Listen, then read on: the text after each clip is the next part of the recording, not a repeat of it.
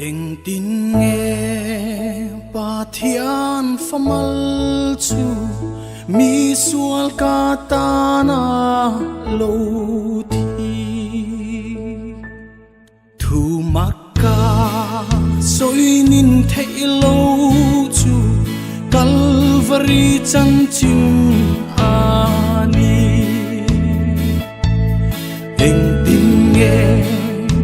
Pathian famal chu mi sual ka ta na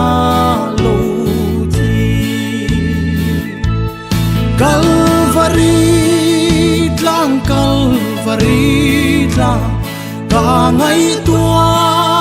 top lei thei lo Calvary tlang ka ngai tua lấy thấy lâu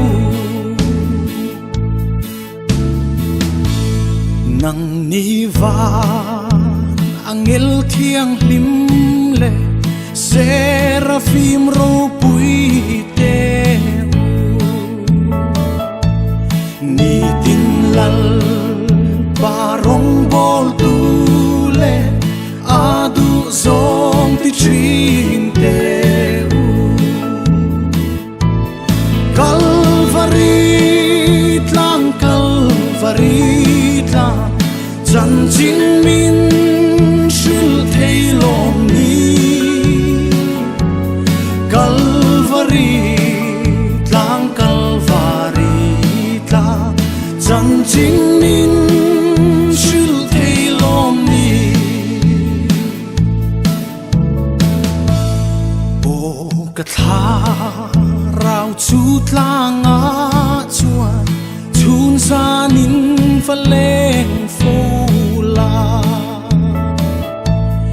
i lal pa cross le ra om chu nung nin ni va mu anga Calvary tlang chan chin na